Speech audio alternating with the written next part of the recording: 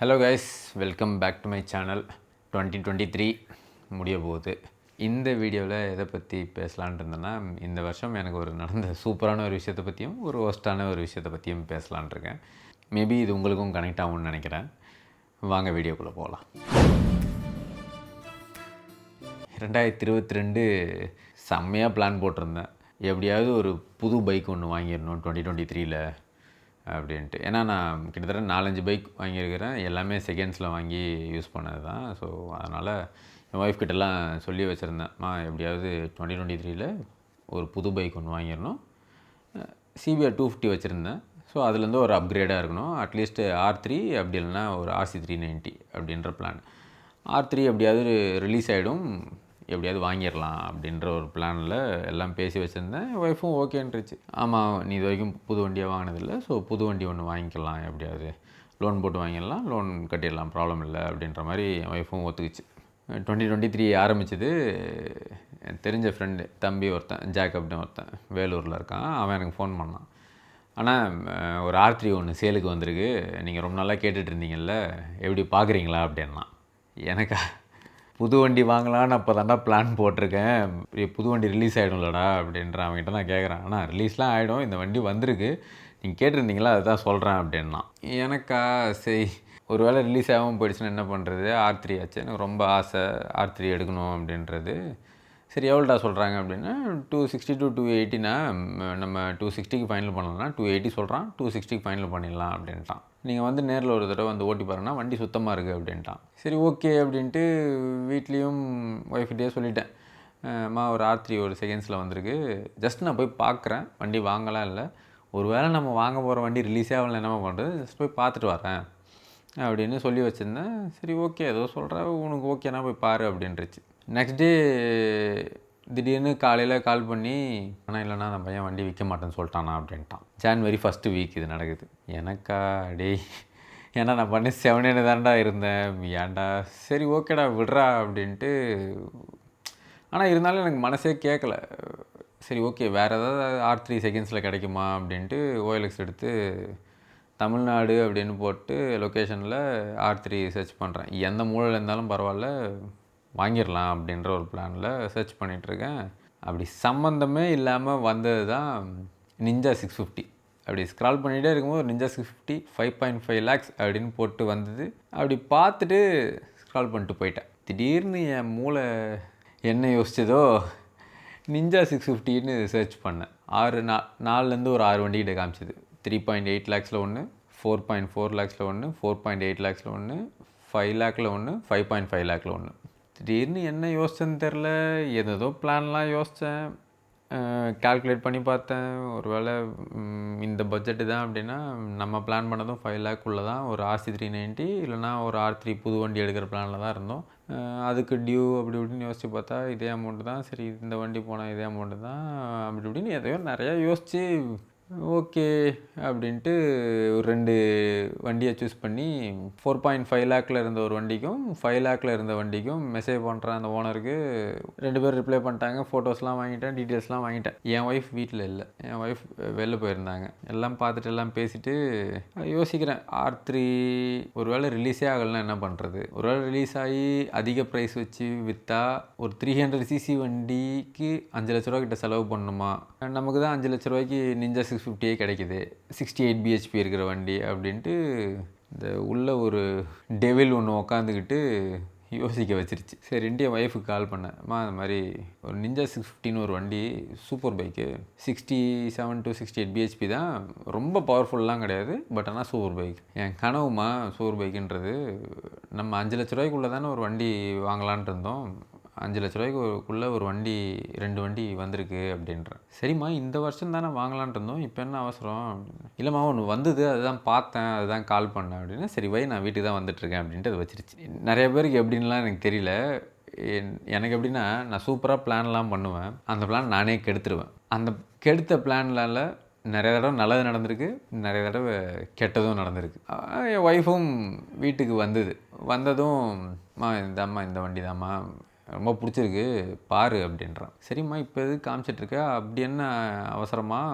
இல்லைம்மா பாரு, சும்மா பாரேன், நல்லா இருக்குல்ல, 68 பிஹெச்பி நம்ம பார்த்துட்டு இருக்க பட்ஜெட்டுக்குள்ளேயே தான் இந்த வண்டியும் வருது அப்படின்ற. திருப்பியும் செகண்ட்ஸே போறியா?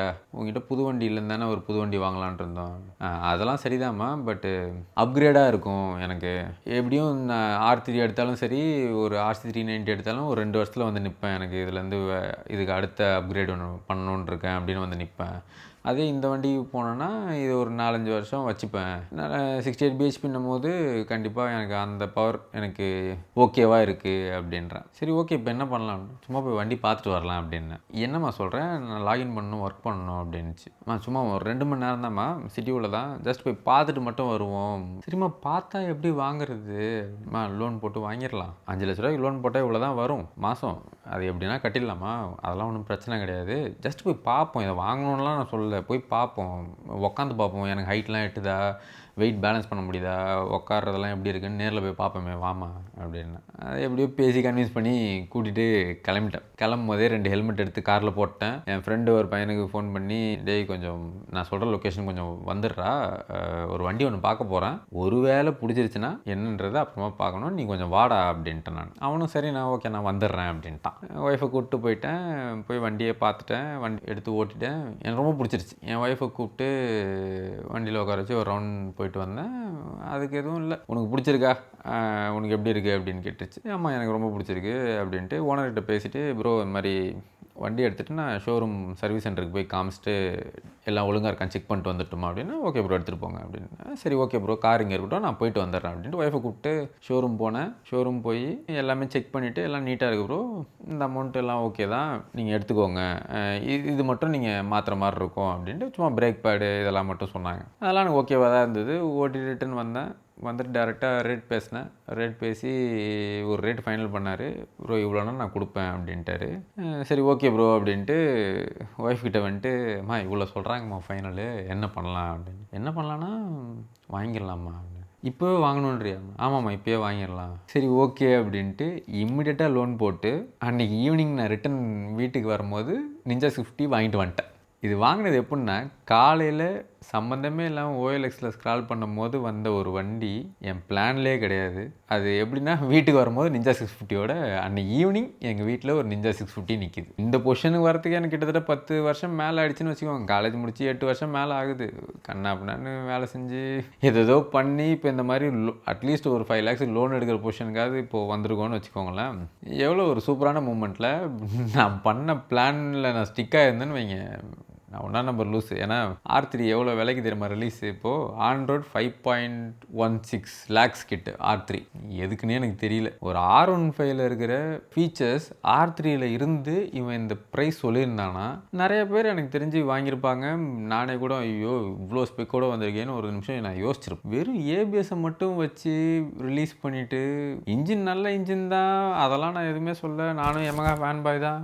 என்னை பொறுத்த வரைக்கும் புது R3 என் கையில் 5 லட்ச ரூபா இருந்தால் வாங்குவேனான்னு கேட்டால் சத்தியமாக வாங்க மாட்டேன். பழைய R3 செகண்ட்ஸில் எடுத்து அதை பக்காவாக டியூன் பண்ணுவேனே தாண்டி புது R3 வாங்குறது என்னை பொறுத்த வரைக்கும் வேஸ்ட் ஆஃப் மணி அப்படின்னு தான் சொல்ல முடியும். ஏப்ரலில் RS 457 ரிலீஸ் ஆகிடுச்சு. பெஸ்ட்டு. அவங்களோட ஒரு ஒஸ்ட்டு என்னடான்னா சர்வீஸு ஸ்பேர்ஸும் அவனுங்க பிராண்டோட எந்த வகையில் இந்தியாவில் இன்னும் பக்காவாக ரெடி பண்ண போகிறானுங்கன்னு தெரியல. ஸோ அதுதான் இந்த வருஷத்தோட நடந்த எனக்கு சூப்பரான ஒரு விஷயம் இது, நிஞ்சா 650 வாங்கினது. வாங்கிட்டு ஜாலியாக அப்படியே போயிட்டு இருந்தது. ரொம்ப நாளாக ஸ்டண்ட்டு ப்ராப்பராக ப்ரொஃபஷ்னலாக கற்றுக்கணும் அப்படின்ற ஒரு ஆசையும் இருந்தது. ஸோ நியோ ஃப்ரீ ஸ்டைல் அப்படின்றவர்கிட்ட போய் ஸ்டண்ட் கிளாஸும் ஜாயின் பண்ணிட்டு ஸ்டண்ட் கிளாஸும் போயிட்டு இருந்தேன். சூப்பராக போயிட்டு இருந்தது. ஆல்மோஸ்ட்டு கற்றுக்கிற ஸ்டேஜ் வச்சுக்கோங்களேன். எப்பயும் போல் ஒரு நாள் காலைல கிளம்பி கிளாஸுக்கு போயிட்டுருக்கிற போது வீட்டிலேருந்து ஒரு 2 கிலோமீட்டரில், வீட்டு வாசலேருந்து ஒரு 2 கிலோமீட்டரில் மெயின் ரோடு ஏறினதுமே ஒரு ஒஸ்ட்டு ஆக்சிடெண்ட். என் வாழ்நாளில் அது மறக்க முடியாத ஒரு ஆக்சிடெண்ட். ரொம்ப ஹை ஸ்பீட்ஸில் போகும்போது கூட நடந்த ஒரு இன்சிடென்ட்ஸ் மாதிரி இல்லை இது. சும்மா ஸ்லோவாக போயிட்டுருக்கும் போது நடந்த ஒரு ஆக்சிடெண்ட்டு. நான் வாழ்நாளில் மறக்க முடியாத அளவுக்கு ஆகிடுச்சி. கை ஃப்ராக்சர் அப்போ தான் ஆனது. இந்த வருஷத்தோட ஒரு ஒஸ்ட்டான ஒரு மூமெண்ட்னால் நான் இதுதான் சொல்லுவேன். ஏன்னா நான் ஒரு 8 years to 10 years மேலவே வண்டி ஓட்டிகிட்ருக்கேன். இது வரைக்கும் வண்டியை கீழே போட்டதே கிடையாது. ஒரே ஒரு தடவை ஃப்ரண்ட்டு டிஸ்க் லாக் ஆகி RXல ஒரு தடவை கிராஷ் ஆச்சு. பட் ஆனால் அப்போ நான் ஃபுல் கியரில் இருந்தேன், வெளில கிளம்பிட்டு இருந்தேன். ஸோ ஃபுல் கியரில் இருந்தாலும் ஒன்றுமே ஆகலை. ஜஸ்ட்டு வீட்டுக்கு ரிட்டர்ன் கிளம்பி வந்து பேண்ட் மட்டும் சேராக இருந்தது, பேண்ட்டை கழட்டி போட்டு வேறு ஒரு பேண்ட்டை போட்டு கிளம்பி போயிட்டேன். அவ்வளோதான். வண்டியுமே danger light left hand side indicator மட்டும் தான் உடஞ்சதை தாண்டி வேறு எதுவுமே ஆகலை. அப்படியே கிளம்பி போயிட்டேன். இந்த கிராஷ் நான் எதிரே பார்க்கல.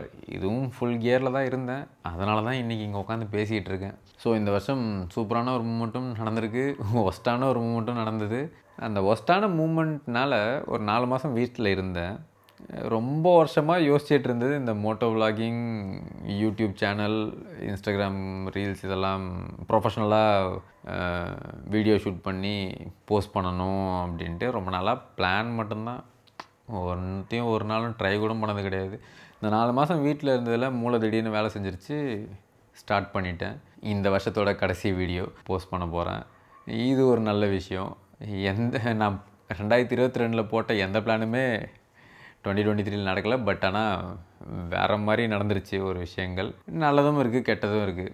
ஒரு சில கெட்டது நடக்கும்போது தான் நல்லதோட அருமையாக எனக்கு தெரியுது. மனுஷன் வாழ்க்கையில் நல்லதே நடந்துகிட்டு இருந்துட்டா நல்லா இருக்குமானா, அப்படி யாருக்குன்னா நடந்தால் அவங்கள போய் கேட்டால் தான் தெரியும். நமக்கு எங்கே, எப்போ பாரு கெட்டது தான் நடக்குது. திடீர்னு நல்லது நடக்கும்போது நல்லதோட அருமை ரொம்ப அதிகமாக கண்ணுக்கு தெரியுது.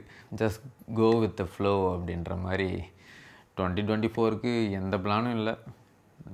நடக்குதோ நடக்கட்டும். திடீர்னு எப்போயாவது நல்லது நடந்துட்டால் சந்தோஷம். பார்ப்போம் 2024 எப்படி அமைய போகுது அப்படின்ட்டு. எத்தனை பேர் என்ன மாதிரி பிளானே பண்ணாமல் போயிட்டுருக்கீங்க, எத்தனை பேர் பிளான் பண்ணதை கரெக்டாக பண்ணுறீங்க, எத்தனை பேர் என்ன மாதிரி பிளான் பண்ணிவிட்டு அதை அவங்களே கெடுத்து விட்டு ஜாலியாக சுற்றி நிற்கிறீங்க அப்படின்றதெல்லாம் முடிஞ்சால் கமெண்ட் பண்ணுங்கள். இந்த வீடியோ உங்களுக்கு பிடிச்சிருந்ததுன்னா சப்ஸ்கிரைப் பண்ணுங்கள். இது உங்கள் ஃப்ரெண்ட்ஸோட யாருக்கூட தான் கனெக்ட் ஆகுனா அவங்களுக்கு ஷேர் பண்ணுங்கள். ஸோ நான் உங்கள் டேனி பாப்ஸ். தேங்க்யூ.